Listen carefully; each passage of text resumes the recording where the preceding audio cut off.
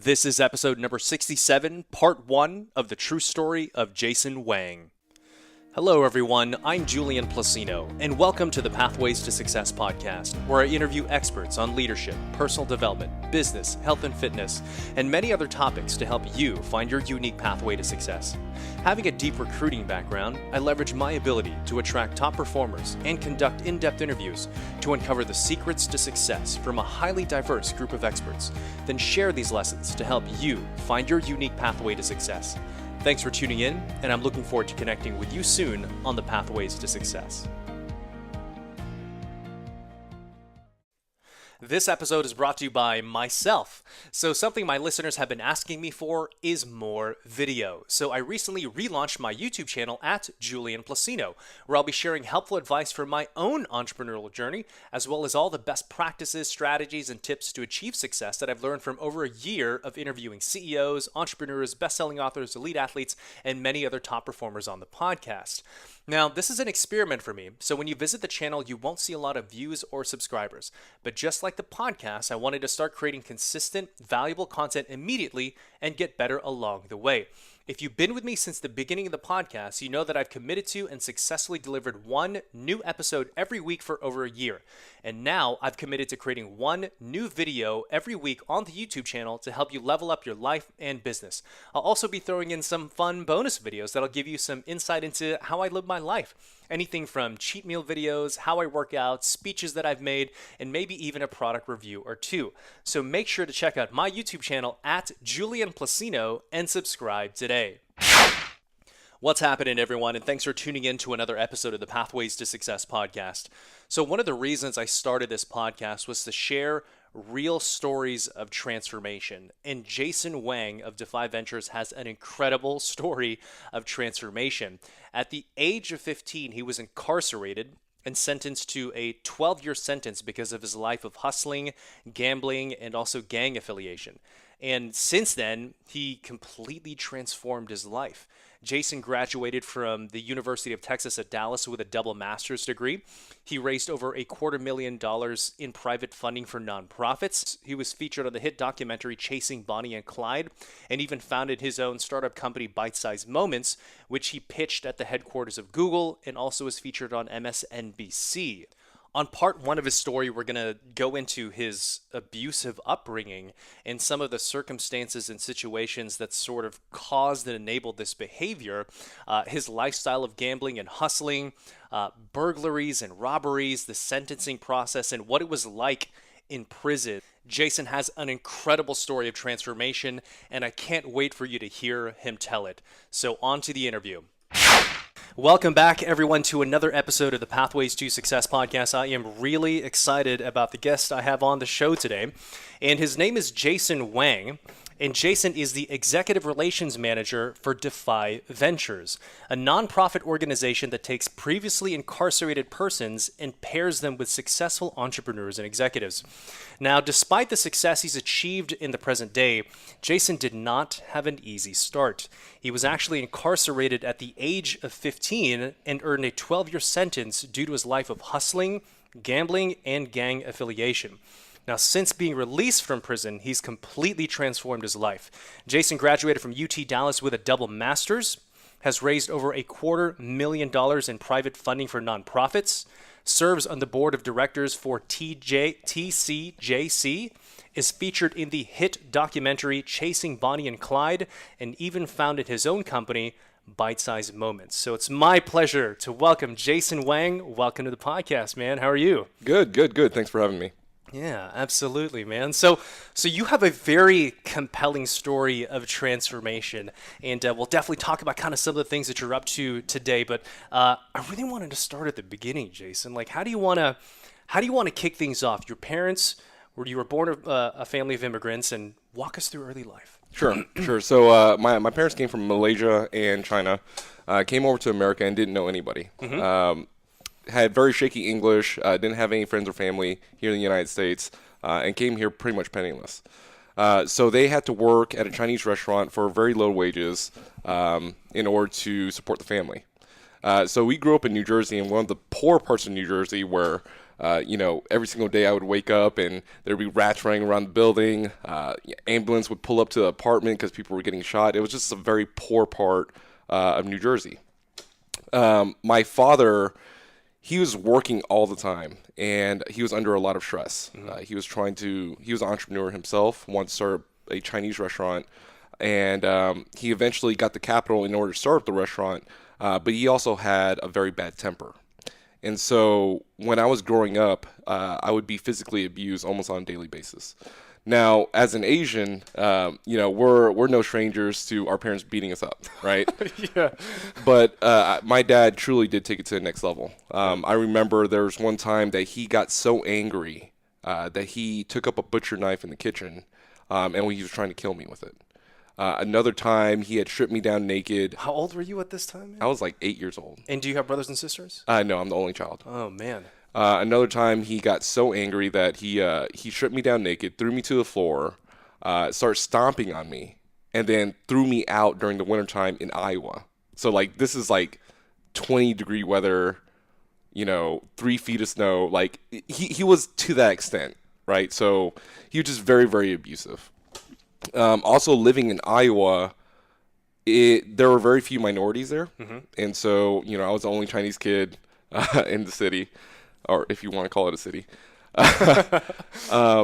But, growing up, I mean, kids are going to be kids, but, I mean, it was kind of racist, right? And so growing up, I had very few friends because I was kind of the oddball. Yeah. Right? Or that kid that just looked differently. So growing up, had very few friends, abusive father. My mother and my grandma lived with us as well. But my mother and my grandma, they would try to stick up for me when they could. But many times, and at least is what I felt as a child, I felt like as if they didn't love me or they didn't care about me. Because when my father was abusing me, they wouldn't like stand up for me. And it wasn't until much later that I found out that the reason why is because they were scared of my father as well. Right? So it wasn't that they didn't want to protect me or they didn't love me. It's just that my father was that intimidating type of person who was very aggressive.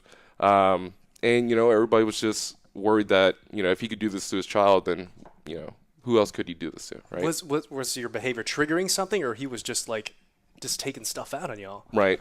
So my father, he dropped out in the 6th grade, and all he did his entire life was work, right? So from the age of 12, he went to Hong Kong, and he was one of those kids that would go into these large, complex machinery, and he would, pull stuff out of the gears in case they ever got stuck. So all he knew in life was hard work. He didn't really care about education. And so when he had me, that was his same mindset. He didn't care about me going to school. He just wanted me to work. And so from the age of 5, I was working in the restaurant. And by the age of 10, or by the age of 8, I was already chopping up vegetables and cooking on the big woks and all that stuff, right? So that's what he wanted me to do. His whole thing was that in life, you work hard, right? My mom, on the other hand, she was all about education. So I had a good mix of the both, right? But it's because as a kid, when you're 6 years old, you don't want to, mop and sweep. And, I mean, you do what you have to do. You have to do your chores and stuff like that, right? But my schedule was wake up, go to school, come back, work in the restaurant until 10 o'clock, watch Chinese films with my dad from 10 to 12, and then go back to school again, right? So there were times where I would try to go out and hang out with a friend or go explore, just do things that young boys do. And that's what would trigger them. Wow. Yeah. Okay, so you weren't necessarily disobedient or ever? You just wanted to go hang out with your friends, or? Well, I mean, disobedience is really subjective, right? So, if your father is telling you that you have to be in the restaurant all day, every day, and you have to sweep and take orders and deliver food to customers, and you're choosing not to, then that's being disobedient, right? Yeah. But I mean, I will admit too, there are plenty of times that I ran away. I tried to run away from home. One time I tried to steal my dad's car. Sometimes I would steal money from the tip jar. I mean, I wasn't an angel either, so I don't want to give off that impression. Sure. But yeah, so I mean, that was kind of the childhood experience. By the age of 10, after all this had gone down, I actually had already attempted suicide 3 times. Oh my gosh, that's so crazy. Right. And when you say attempted, obviously you were not successful. So I mean, what was that whole experience like? Yeah. So a lot of it was, after my father had disciplined me, right? So he's like a 6'3", really big guy, really loud. He'd always tell me that, you're good for nothing. You're never going to amount to anything, that you're not my son. So the times that I did run away and, didn't feel like I had anybody to turn to were the few times that I actually seriously considered taking my life. Oh my gosh. And what that meant was the restaurant was on top of a really tall building, or it was an apartment complex. The restaurant was on the first floor, and I went to the roof of the building and stood on the edge and like basically hung myself over the restaurant. And I remember thinking in my head that like this is my way of getting back at you. That when I die in front of the restaurant, like people are gonna. I mean, I don't know. I'm a young kid. You're 10 years old having these thoughts. That's insane. Like that to me, like I thought that would be a way to get back at him because I didn't know any other way to do that, and I felt like I had no other option. So it was stuff like that, right? I mean, obviously, I never went all the way through with it, but I got really close, several times. So what can you talk about your relationship with your dad present day? I mean, yeah. So okay, so that whole thing happens. My parents get divorced. I moved down to Texas. I ended up going to prison. When I went to prison, initially he had disowned me. He only visited me twice the entire time I was incarcerated. I came out, started doing well, got my education, started working, everything, started doing well. And by this point, my father, he was in and out of work. He had to sell the business because the Chinese restaurant was just, losing money left and right. So he would go to different Chinese restaurants all over the United States and like work as a manager. But by that time, he's old, right? Yeah. And because of his temper, he never got along with the business owner because he had been a business owner for like 15, 20 years. So to take orders from somebody else, he was not having it, right? So he would get into fights all the time, and then they would fire him, and then he would have to go to like Arkansas or to Chicago, down to Texas, and all that stuff, right? So around this time, he is going through all these financial issues. He's getting old, and he starts reaching out to me, and we start developing a relationship. And what I noticed was that every single time that I met up with my father, he was very apologetic, and he would spend hours trying to explain the reason why he did the things that he did in the past and how he knew it was wrong. And so initially, I didn't have the best relationship with him, but over the course of many years, I now see that he's a changed individual. He recently beat cancer. Oh, wow. That's and awesome. So, he had cancer for a period of time. We went up to go visit him. We would talk for like 6-7 hours, and he would just go over his entire, like, everything that he had done up until that point. And he just wanted to help me understand from his perspective the reasons why he did the things that he did. And he would acknowledge that, he didn't always do it correctly. He didn't always do it the right way. And I came to realize that, anybody in his situation with his education level, with the stress that he was going through with the restaurant, because there's so much more that I can talk about that as well. But, would other people have done that much more differently? I mean, I don't know. So it sounds like when he was I guess that was sort of his way of trying to, I guess, maybe make you a man, teach you responsibility, I guess, or yeah. I mean, his whole thing whenever he was whenever he would do that when I was a kid, he said that the reason why he was doing that is because he wanted me to be scared he wanted to scare me into obedience, which is essentially what it came down to. Okay, yeah. And when he would explain like the reasons why he did what he did, like he said that I never told you that I loved you, but I wouldn't have gone through as much as I did for you unless I loved you. And I didn't feel like I needed to tell you because I wanted you to become tough and to understand the value of hard work and everything else. And I grew up without love. And so, I thought that was the right way to raise you. So that was his explanation. So you guys are a little bit better nowadays then? Yeah, we're doing real well now. Yeah. We made our amends. I understand where he's coming from. He's old now, so I just he's always gonna be my dad. Yeah. So all right. So going back to kind of your youth, and obviously you say you've lived a life of hustling and also gambling and being in a gang. What were those early days like that kind of led you to becoming incarcerated? Right. So growing up in that type of household, you're dealing with physical abuse, and of course, I was like the fastest kid in middle school because I was always running away from my dad, right?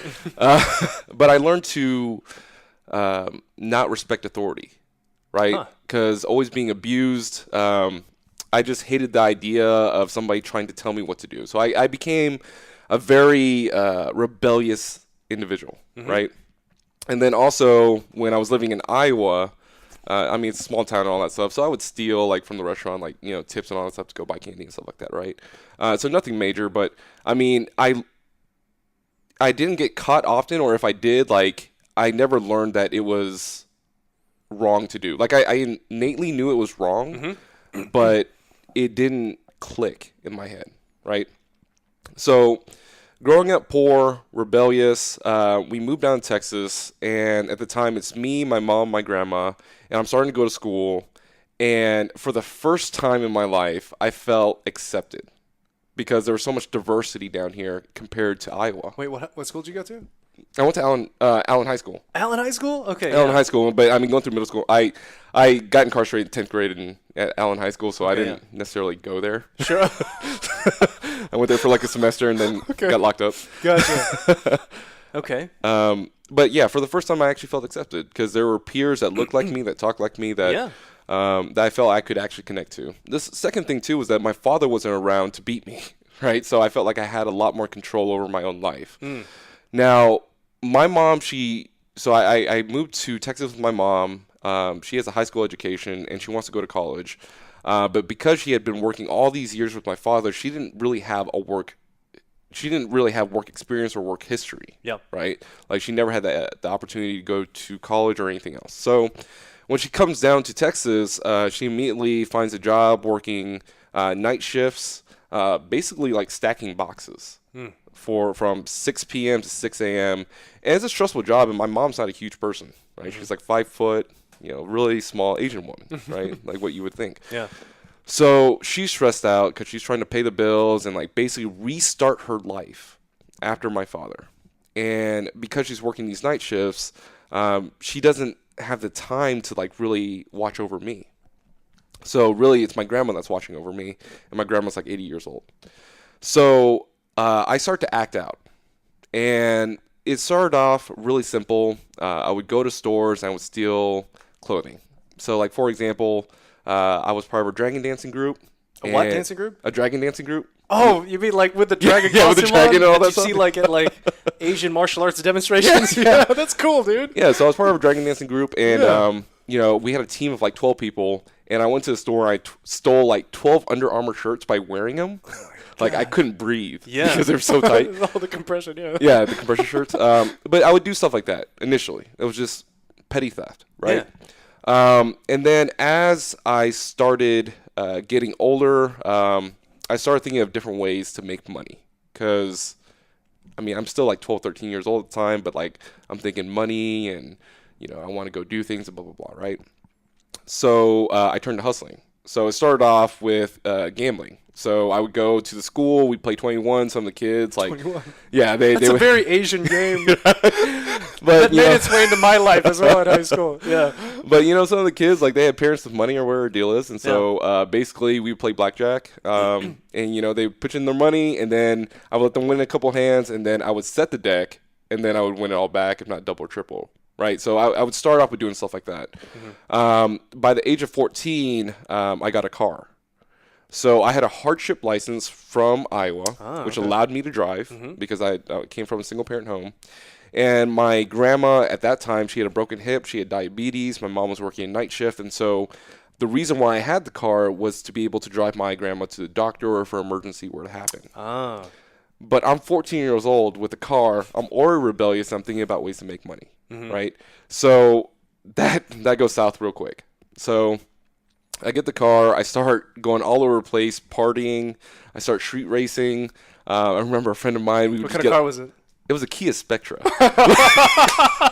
This thing had 90 horsepower, and I'm sitting there like trying to like do drifting around neighborhood corners. Like it was ridiculous. It was stupid. I love it. Right? Yeah. But I mean, that's me as a kid. Yeah. So I started doing that. We started getting alcohol and cigarettes. So I get a fake ID, so I'm selling alcohol and cigarettes to minors. And I remember I got a bunch of kids from my Allen High School to skip school, and it was like 20 of us, and we were in a house, and like just think about a bunch of 14-year-olds drinking alcohol and getting like totally wasted at 2:00 in the afternoon on a school day, right? So that was the stuff I was getting into. As that went along, I started to meet this group of people that I really felt close to. And to me, they became that family that I didn't have. Because at home, I didn't have a good relationship with my father. I hated my father. Didn't see my mom all that much. And my grandma was like just the next generation, right? Sure, yeah, so there was no connection, yeah. There's no connection there. She would just basically try and make me go to church, and then she would just feed me all the time, right? So I met this group of friends that I felt really connected to. And, they started off as really close friends, and what ended up happening was that from that friendship, we started exploring the idea of robbing houses, right? And it's a really weird shift. I don't exactly remember how that shift actually happened, but I remember we had like the oldest guy was kind of like the leader, and he started to kind of introduce that idea to us to see what we thought about it. And then we started to get involved, and we started burglarizing houses. Oh my gosh. So he would select the targets, and we would come up with a game plan. So, I mean, these were well thought out, like burglaries, and then ended up being robberies. So back in the day, we had MapQuest, not Google Maps. Yeah, MapQuest. And so what we would always do, reliable, yeah. Yeah, so what we would do is we would print out MapQuest. We'd find out where the closest police station and fire station was, and then we would actually map out intersections where we would have lookouts to see if a cop was coming. We had walkie-talkies, we had uniforms. Sure, organized, man. Yeah, we were organized, right? So we started burglarizing houses, and that's how it started off. Now, for me as a person, I've got a very A-type personality. Like, I want to be involved and take charge and all that stuff. I noticed that as we were doing these burglaries, I want to take a larger and larger part of the planning process. So we went through initially, he would set up the whole thing, we'd go through the planning process, and then I would try to get more involved until finally I selected somebody that I wanted to rob, right? And so we went through that. I set up the whole thing, and me and my friends, we went out there, and we did the robbery. So the very last thing that we did was, or the robbery that we got caught for, was in Mesquite, Texas. We had planned this robbery for like a year in advance. We had created uniforms, TXU uniforms. So we had like a blue shirt with iron-on letters. Dude, this is like Ocean's 11 stuff, man. Caliber. Yeah, like the year before we robbed the house, we dressed up. This was on Halloween. We dressed up in costumes, went there trick-or-treating, and scouted out the neighborhood. So we were doing recon a year before we actually did the actual robbery. And this is like as a 14-year-old, right? Well, I mean, and the other guys were like 16, 17, all that. So, yeah, we had the hard hat, blue shirts, TXU. We had the tool belts. We had the gloves. We had the whole thing planned out where we had a getaway car. We had a stash house. Everybody had their roles. We knew exactly who was going to be in the house. We knew exactly what they had in there. So we were looking for a $32,000 ring and a $28,000 ring, as well as a safe full of cash. If they had any jewelry or electronics outside of that, like that was just gravy on top. But we knew exactly what we were going into the house to get. So you knew these people? He knew these people. He knew these people. Yeah, he knew these people. And so he actually assigned us, like, when we go into this house, you have to tie up this person, you have to tie up this person, I'll take care of this person. Tie up? So you guys are actually, oh, man. Yeah, so, I mean, it got to that point, right? So we had planned out the robbery, had all the equipment, and we even practiced.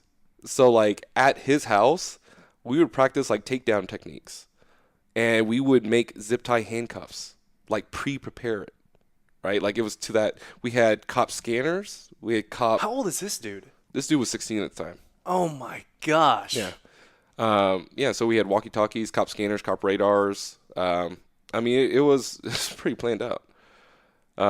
So on a Saturday morning, like 9 a.m., we go up to the door, and we've got a lookout that's patrolling the place, and he has his like preset coordinates, right? So he knows that if the cops were to come, they would go down these two intersections, and so he would just basically just circle around the entire time, right? And if he saw a cop or if he saw anything suspicious, he would call us on the walkie-talkie. We had the getaway car that we planted about like 5 miles out, right? And then I drove them to the back of the house. You know, we planted that car. We all go to the front. We're all dressed up. We go up to the front of the door, knock on the door. They open up. We say, there was a transformer blowout in the neighborhood. We need to check your fuse box. So she says, okay.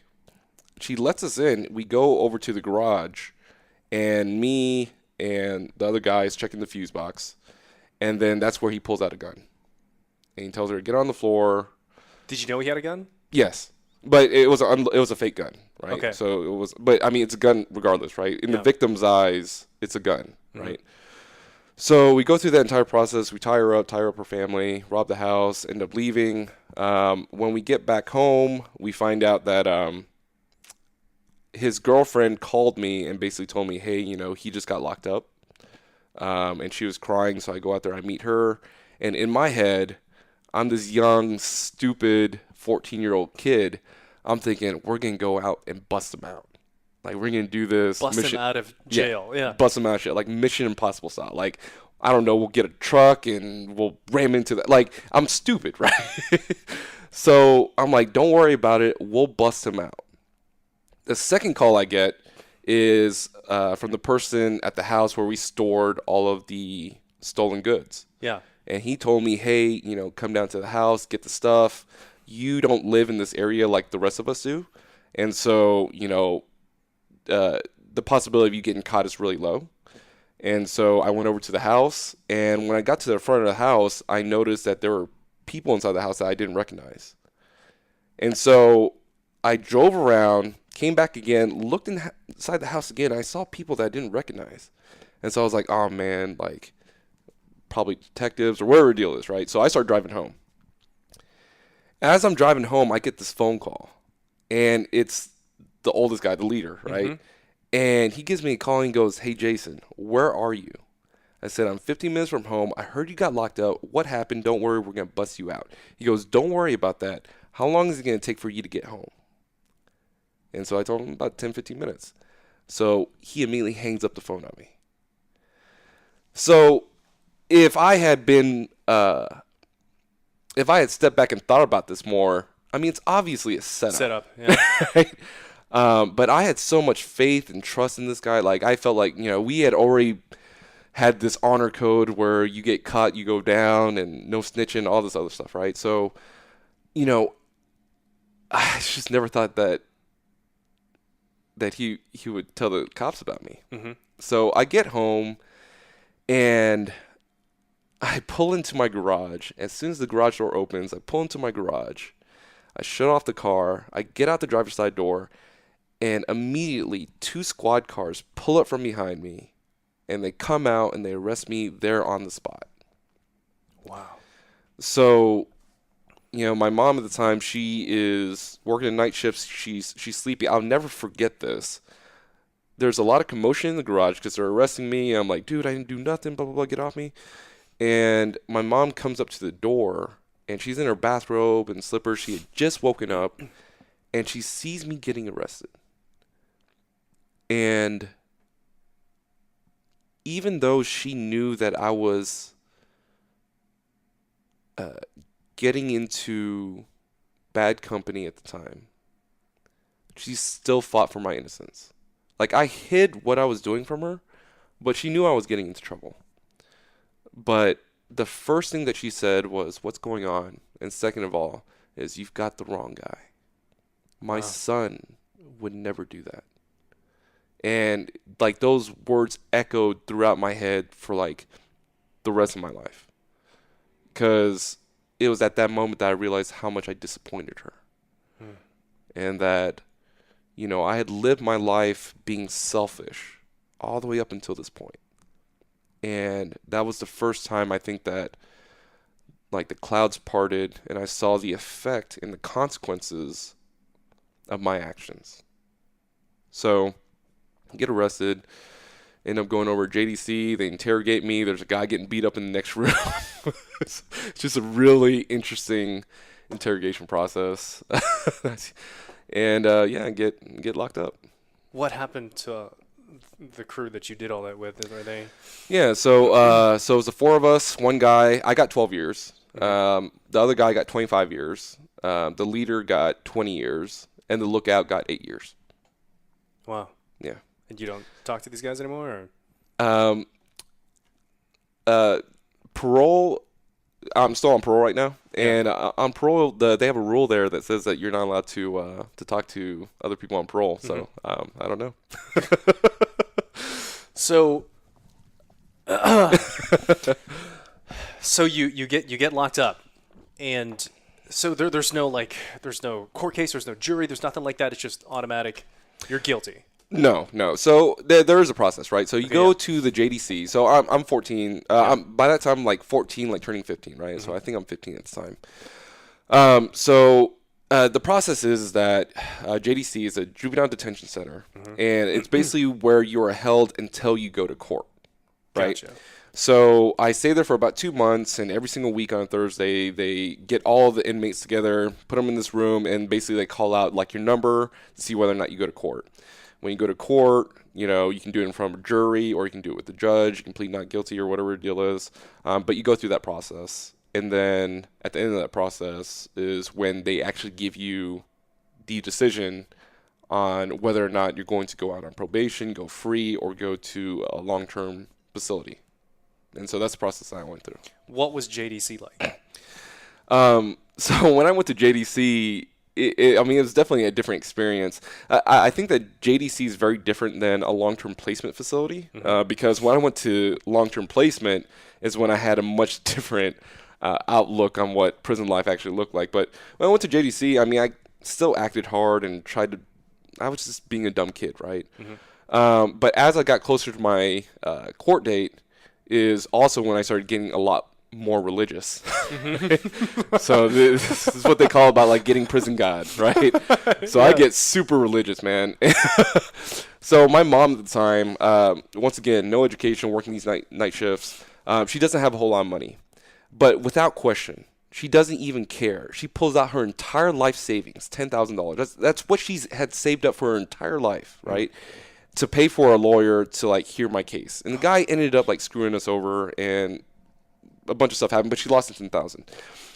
But so, she's coming over to visitation every single weekend, and dude, she's crying her eyes out. My grandma's coming in. I see the disappointment in their eyes, and they're talking about, pray to God. And, my grandma's super religious, and, God will see you through this, and blah, blah, blah, right? So, I've been raised in a Christian household my entire life. I had learned to hate religion because of my selfishness at the time. I was a young kid, wanting to do my own thing. And so, I didn't want to hear anything about religion. But as time went on, I had nothing to do, so I read the Bible a lot. And as I got closer to my court date, that's when I went through this transformation period where it's like, now I'm setting up Bible studies where I'm preaching to other kids about God and all the stories of the Bible and the teachings and the meanings. I start fasting where I'm not eating like for religious purposes. And like the whole facility was like, what the hell are you doing, man? like this is not going to help you. But like I went to that point, right? I was like super, super religious. So I get super religious, court date happens. I'm standing in front of the judge, and like, I'll never forget this. So I hear my grandma and my mom crying in the background, and he's about to hand me my sentence. And he goes, Jason, because of the seriousness of your crimes, I'm committing you to the Texas Youth Commission, which is a long-term juvenile placement facility, for 12 years. And at that point, like, I go, it's like all the emotions just go away. Like, I'm just a shell of a human being. And it's just really surreal because to me, I'm 15 years old. 12 years is like the rest of my life. Yeah. Right? And so I just leave with no emotion. So they hand me my sentence. They take me back to my cell. The rest of the day, I'm just zoned out. Like, I'm just going through the motions, and I'm just zoned out. Not talking to anybody, anything. Later on that night, it started to hit me, and I just cried myself to sleep, like for hours, just cried myself to sleep. So, so that happens, and then from there they transfer me over to my long-term placement facility. Mm-hmm. So how different was JDC to the long-term placement facility? What was like? I have such a stupid Hollywood version, like image of what prison is like. Tell us what it was like. What it was like getting into that facility, like the whole check-in process and stuff. Yeah. So they sent me to Marlin. So what they do is they handcuff you and they put you in a van. And it was funny. I still remember the van. It's kind of weird. So it's a big white van, and in the van it's like a cage. Right, so you got a cage to prevent you from going to the driver's side. On two sides, there's a cage in the middle, and they're like benches on the side of the van, right? And they're transporting not only male but female inmates, right? So the females would be on one side of the cage, and the males would be on the other side. And we're, shackled up to the cage and everything, right? I remember on the drive down there, it was like a 6-8 hour drive or something like that. There was a female that was sitting across, and one of the guys to my left was like hitting on her. Like as we're about all the to circumstances, yeah. Like as we're going to this long term, like where people are spending years, like he's sitting there hitting on her. That was funny. So we get to Marlin, and you go through like there's this big double gate, and it's curve fence. So just think about like a candy cane. So it's a candy cane fence, and then it's got these very small mesh on the top of it, barbed wire all over the place. Concrete, everything, and you pull into this garage, and then from there they take you into intake. So when you go into intake, the first thing they do is they fingerprint you, they take your picture, which is a picture that I sent over to you. That you sent me? Yeah. We're going to use that because it's such a drastic before and after. Yeah, so they do that. And then the next thing, like, this is where stuff really got real for me, right? So after they take your picture, they take you to this back room, and, you have to strip down naked. And they put this green shampoo. It's like de-licing shampoo, right? Because some kids like come from the streets and all that stuff. So it's like a de-licensed shampoo. So they pour it all over your head and like make you sit there naked in front of like all these other guys for like 5 minutes or whatever it is, right? So you're standing in the shower, and then all of a sudden they flip the switch because the showers aren't controlled by hand knobs. It's by an operator at the very end of the hallway. He flips the switch, and you've got this soap running into your eyes. It's burning your eyes. All of a sudden, you just get hit by cold water, right? So you get hit by this cold water, and so you're just scrubbing, and you're just showering as fast as you can. And then they basically say, they give you, I think, like 3 minutes, and then, they count down. They give you a 30-second warning. And then whether or not you're done, they just flip off the shower, right? So you come out, you dry off, and then they give you your prison scrubs, right? From there, they take you over to the barber, and you don't have a choice. You get a 0, right? So they shave your entire head, okay? And then from there, they send you to general population, right? And so this is a room that's probably like, it's longer than the room that we're in now, right? It's longer. But width-wise, it's about the same. Wow. And you've got 24 bunks, right? So you've got about 24 to sometimes 30 because it was overpopulated at the time.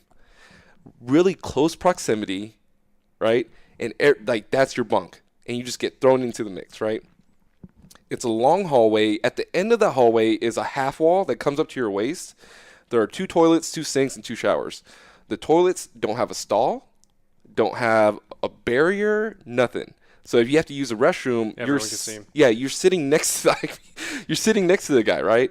When it comes to toilet paper, what they did is 5 times around the world. So you were screwed if you were at the end of the toilet paper roll. Wow. So what that means is they would grab a piece of toilet paper and just go around like this, right? They would circle it around their hand. And at the end of 5 turns, they would give you a toilet paper, and that's what you would use. So if you didn't have enough toilet paper, well, tough, right? The showers had these clear plastic like ribbons that would go down that would like partially obscure like if somebody was trying to look in, but they were clear, right? So you're taking showers in front of all these guys. Like it's a wake up call, right? Breakfast, lunch, and dinner It's 5 minutes. So you go through the cafeteria line. So you pick up a tray. Everybody gets a tray. And whenever you get to the table, everybody has to stand until everybody gets there. And then they say you may be seated. You get down and you scarf down your food. At the end, you get up. You have to put away the trays. I mean, everything is scheduled. You wake up at 5 o'clock in the morning, go to sleep at 9 o'clock at night. You have a 16-hour schedule. You go to school. You have PT, all that other stuff. But it's just a really eye-opening experience. So that room, that's not a temporary holding place. That's where you stay. So it wasn't like an individual cell? You had a big... This was an open bay. So, like, there was no privacy. There were no cells. Yeah. Like, it was literally just bunk, like a big room full of bunks. And this place was a 2-month orientation center. So that's where we would go to essentially learn prison rules. And, like, how to be in prison, right? So, yeah, so you go through that and, like, dude, like, there were fights and all. It was just crazy. So we do the 2 months there, and they also go through that's also the place where you go through a bunch of testing. So they test you for STDs, HIV. They do GED testing, so you can take the test where you get your GED, tape testing and find out your education level, all that stuff. Keep in mind that the juvenile portion of it is kids from the ages of 10 all the way to 21. 10 to 21? You're in there with grown men. Yeah, I mean, so like the average age is usually about like 16, 17. Yeah. But I mean, we had like 10, 12-year-olds in there. Oh my gosh. Yeah, like this is at the time, and you can look this up, TYC 2005, 2008. This is when they were going through scandal. There was sexual abuse where staff were raping kids. There were rights, like it was bad, like really, really bad. Did you get in any fights or anything like that? Or? Yeah, so the Marlin Center is the orientation thing, right? Yeah. So you go through the Marlin Center, you do the orientation. After about 2 months, you get transferred to your long-term placement facility. So that's not even the place that you stay. Got it. So that's breaking you in for what's to come. Yeah. So then you go to your long-term placement facility. And that concludes part 1 of my in-depth interview with Jason Wang. Next week, we'll pick up with Jason getting checked into his long-term placement facility, and we'll learn how he was quote-unquote welcomed into the facility, his daily life experiences in prison, the role his mother played in his transformation, and how he was able to find success eventually after his release. So make sure to tune in next week for the powerful conclusion of the true story of Jason Wang. Make sure to subscribe to the podcast and share this out with everyone you know, and we'll see you next week on the next episode of The Pathways to Success.